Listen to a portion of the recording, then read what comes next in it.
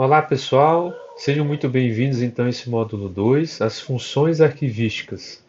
Hoje nós falaremos então, nessa semana, sobre criação barra produção, especificamente ali no que nós chamamos de aquisição, tá gente? Então é importante a gente relembrar, né, que esse módulo 2 nós teremos algumas funções que nós trabalharemos, que não são todas elas, tá, pessoal? Vou tentar te relembrar então esse aspecto. Quais são as que nós não vamos trabalhar? Nós colocamos esse esquema para que a gente consiga enxergar juntos e assim compreender bem como isso se dá no âmbito mais amplo, né, sobre as funções arquivísticas. O primeiro grupo, chamado aquisição, nós temos as funções relacionadas à criação barra produção e aquisição. No grupo organização, nós temos as funções chamadas classificação e ordenação e avaliação.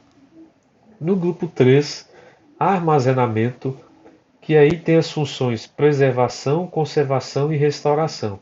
Esse grupo e o grupo seguinte, recuperação, que é o processo de descrição, e o próximo, acesso, empréstimo e disseminação, que estão relacionados à difusão e acesso, nós não trabalharemos. Nós tentaremos trabalhar quase que de forma mais profunda no grupo 2, classificação e ordenação e avaliação. Nós não temos tempo suficiente, né, para abordar todas essas funções arquivísticas, porque nós precisaremos ter, né, praticamente duas disciplinas para a gente falar de forma básica sobre todas essas funções. Então vamos lá.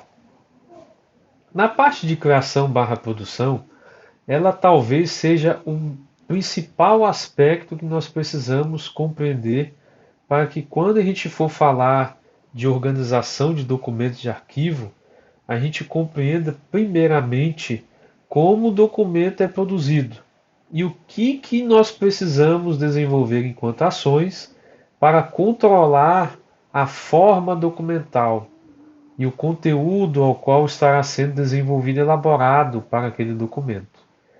Então nós precisamos sempre pensar que quando a gente vai trabalhar, por exemplo, com a preservação desse acervo mais adiante, nós teremos que delimitar ações que terão que ter embasamento político dentro da instituição. Na construção de quê? De normas e procedimentos, por exemplo, né? Isso é uma das ações que vão desencadear atividades para que a gente consiga compreender como os documentos devem ser produzidos. Isso é muito importante. Então, retomando, nós precisamos elaborar normas que vão discriminar como a gente vai elaborar os nossos documentos dentro da instituição. Não basta simplesmente elaborar de qualquer jeito. A gente, por exemplo, vai seguir dentro das instituições públicas o que? O manual da Presidência da República. Isso é uma das orientações para elaborar os documentos, o texto do documento. E a gente tem, então, já um norte. Para as empresas privadas, a gente não tem esse norte. O que a gente precisa fazer? Elaborar normas e procedimentos para, né, como os documentos vão ser trabalhados, elaborados, como eles vão ser produzidos. E também em relação à orientação dos usuários quanto à produção coerente desses mesmos documentos.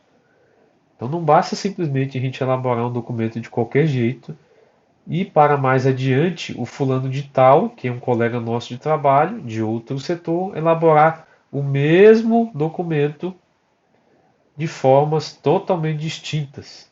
Então lá, por exemplo, ele vai colocar, em vez de citar o número do documento, ele vai citar somente a data dentro do documento, né? Ou seja, ele vai só colocar o número e o outro vai colocar só a data. Ou os dois vão colocar o número e a data, mas um deles esquece o campo de assunto. E isso é muito natural, por exemplo, dos memorandos e ofícios. A gente tem o assunto. Memorandos, antigamente. Ofícios, agora, né? A gente não tem mais a figura do memorando interno. Então, para a gente ter essa visão, essa orientação, nós precisamos pensar como eles serão produzidos. E esse pensar na produção é fundamental para que mais adiante a gente não perca documentos, porque nós teremos isso de forma padronizada, como eles são elaborados.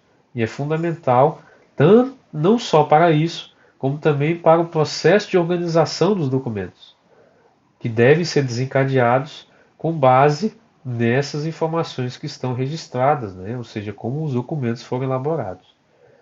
Nós temos outras ações que também são próprias desse momento, que é gerir as nossas correspondências.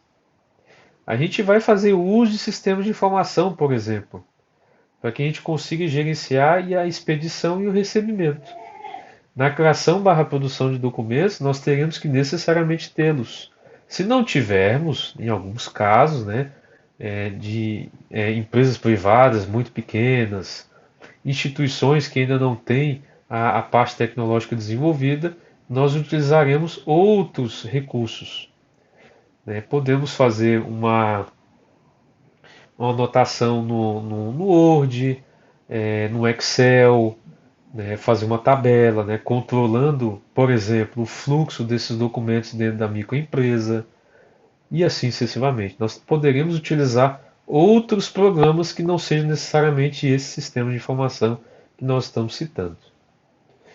Também realizaremos a gestão de formulários. O que é formulário? Pensa sempre comigo. Formulário é aquele documento em branco que você precisa preencher determinados campos que estão te pedindo.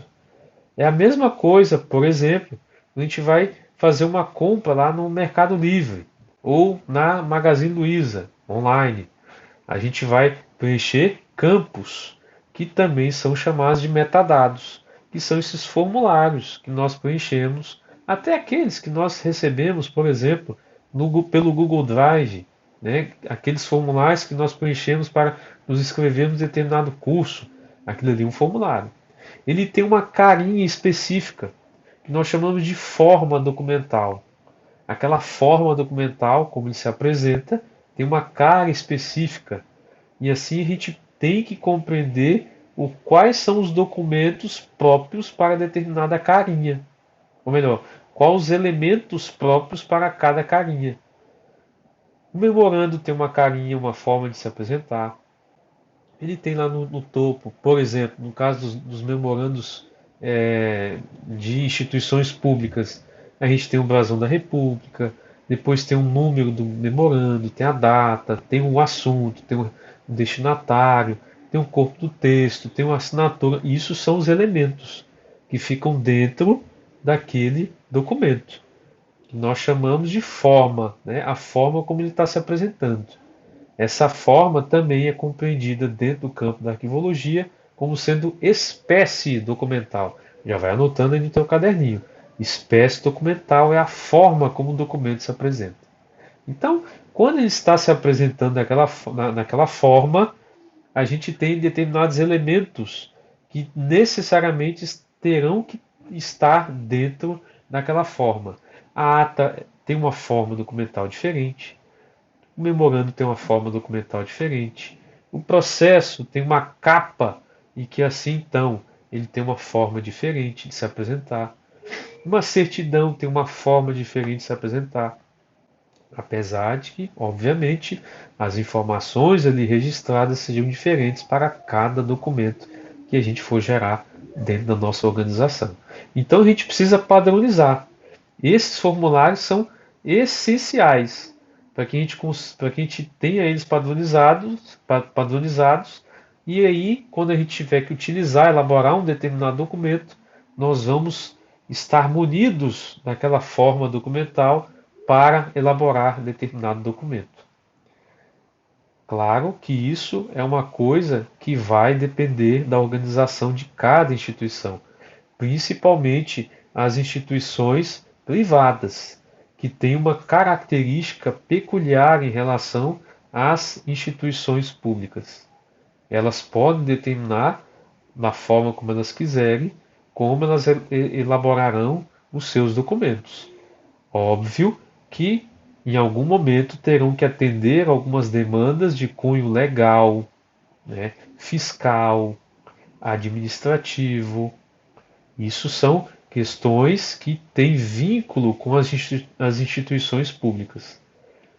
Óbvio, então, que elas terão que fazer uma pesquisa adequada para padronizar, né, os seus documentos, elaborar os seus formulários. Então lembrem sempre comigo, quando a gente estiver falando de gestão de formulários, estamos falando de espécie documental. Nós vamos gerir essas formas como os documentos se apresentam. Tem também a gestão dos processos aplicada à gestão documental. Com o tempo, a gente percebe que nós precisamos gerir esses documentos, tanto em relação à produção, para onde eles vão, né?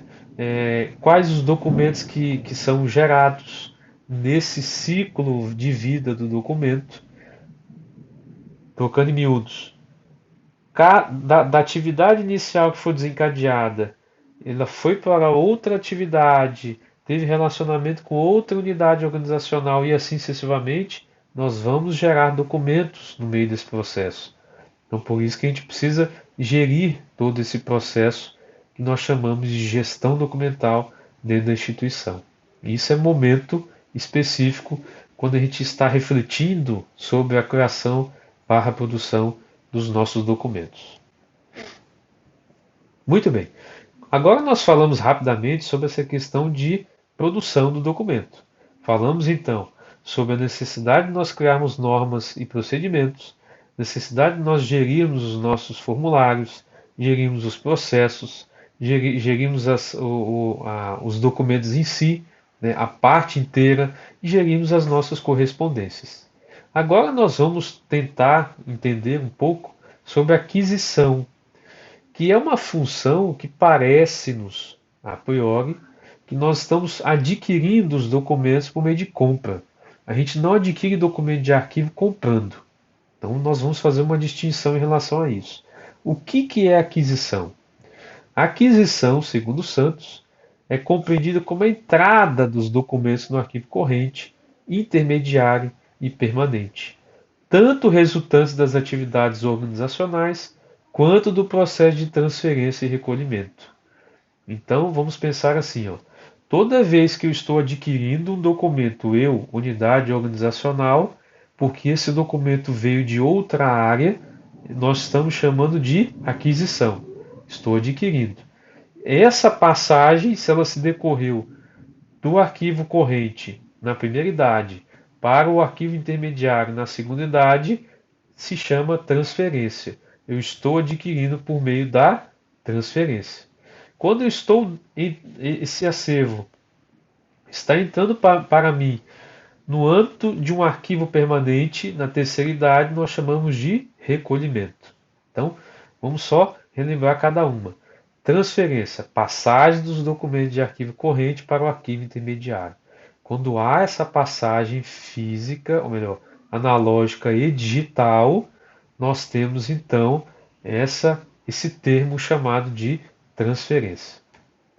Quando estou tendo uma entrada de documentos em arquivos permanentes, nós chamamos de recolhimento. São duas palavras, dois termos que são bastante utilizados. Então, a gente pode, em algum momento, ter que falar sobre esses termos e a gente precisa compreendê-los e lembrar deles e o que eles significam. Então, é uma parte agora muito, muito rápida. Aqui ficam as nossas referências, né, da onde a gente tirou. Podem pesquisar isso pela internet. Quem não tiver acesso a essas obras, nos comuniquem para que a gente consiga dar um jeito, né, de ter essas obras no âmbito digital. Tá bem, pessoal? Fiquem com Deus e até mais.